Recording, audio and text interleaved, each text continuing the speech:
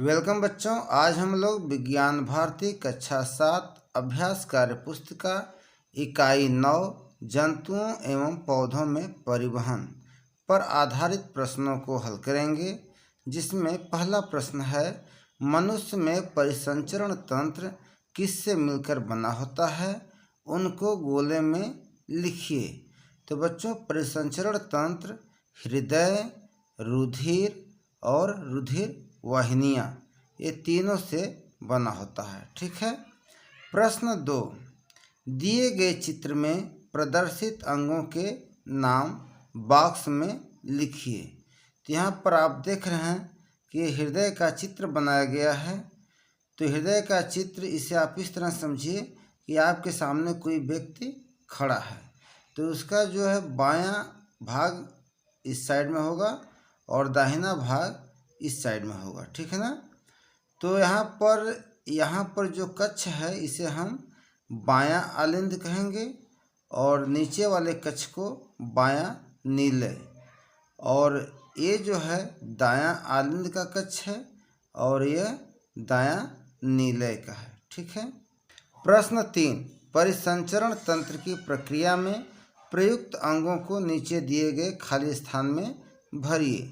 तो आप इसे ऐसे समझिए कि शरीर के सभी अंग, तो शरीर के सभी अंग से कार्बन डाइऑक्साइड युक्त रक्त सर्वप्रथम जाता है दायां आलिंद में, और दायां आलिंद से फिर दायां नीले में जाता है, और दायां नीले से कार्बन डाइऑक्साइड युक्त रक्त फेफड़े में जाता है, फिर फेफड़े में साफ होकर के फिर ऑक्सीजन युक्त रुधिर बायां आलिंद में आता है, फिर बायां आलिंद से फिर बायां नीले में, और फिर बायां नीले से ऑक्सीजन युक्त रक्त जो है शरीर के सभी अंगों में चला जाता है। ठीक है।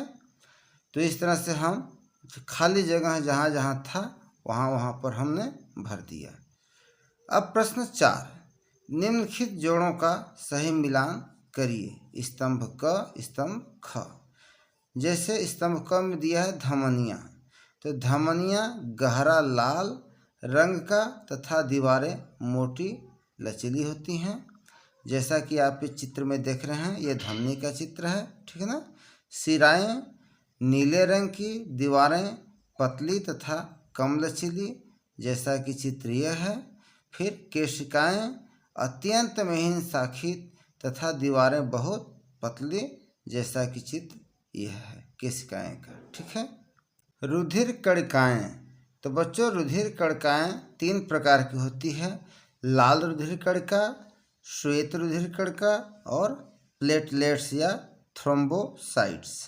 तो यहाँ पर लाल रुधिर कणिका के बारे में लिखा हुआ है कि जीवन काल 100 से 120 दिन, गोल तस्तरीनुमा इसका आकार होता है, अभयावतल केंद्रक विहीन होता है, और हीमोग्लोबिन प्रोटीन के कारण लाल रंग होता है, और O2 तथा CO2 गैसों का कोशिकाओं तक आदान प्रदान करता है। ठीक है।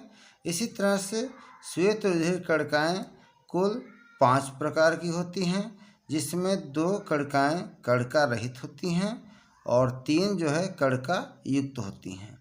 अब इसके बारे में दिया है कि जीवन काल 1 से 4 दिन तक होता है, रंगहीन वर्णक अनुपस्थित होता है, यानी इसमें कोई वर्णक नहीं होता है, कोई रंग नहीं होता है, और केंद्रक युक्त होता है, अनियमित आकार होता है और प्रतिरक्षी कार्य होता है, यानी ये जो है हमारे शरीर की प्रतिरक्षा करता है।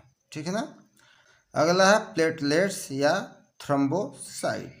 तो बच्चों, इसका जीवन काल 8 से 10 दिन होता है, बहुत छोटी केंद्रक विहीन द्विउतली होता है, और रुधिर का थक्का बनाना इसका कार्य है। ठीक है। अब इस पर आधारित प्रश्न है। प्रश्न 5, निम्नलिखित में सही कथन पर सही और गलत कथन पर गलत का चिन्ह लगाइए। क, लाल रुधिर कणिकाओं का कार्य प्रतिरक्षा होता है। तो बच्चों यह गलत है, प्रतिरक्षा का कार्य श्वेत रुधिर कणिकाओं का होता है। ख, श्वेत रुधिर कणिकाओं का कार्य प्रतिरक्षा होता है, यह सही है। ग, श्वेत रुधिर कणिकाएं केंद्रक युक्त व अनियमित आकार की होती हैं, यह सही है। घ प्लेटलेट्स का कार्य ऑक्सीजन व कार्बन डाइऑक्साइड गैसों को कोशिकाओं तक परिवहन करना होता है, यह गलत है। इसका कार्य जो है रुधिर का थक्का बनाना होता है, जबकि ऑक्सीजन व कार्बन डाइऑक्साइड गैसों को कोशिकाओं तक पहुंचाने का कार्य लाल रुधिर कणिकाओं का होता है। ठीक है। अब प्रश्न 6, रिक्त स्थानों की पूर्ति कीजिए। क प्लेटलेट्स की संख्या विशेष जाति के मच्छर के काटने से कम होने लगती है, उससे उत्पन्न रोग डेंगू कहलाता है। ठीक है। ख मनुष्य के 1 घन मिमी रक्त में श्वेत रुधिर कणिका की संख्या 5000 से 9000 तक होती है। ठीक। ग AB रुधिर वर्ग को सर्वग्राही कहते हैं। घ O रुधिर वर्ग को सर्वदाता कहते हैं। अंग जाइलम जड़ों द्वारा अवशोषित जल एवं खनिज लवणों को घोल के रूप में तनों से होते हुए पत्तियों तक पहुंचाता है।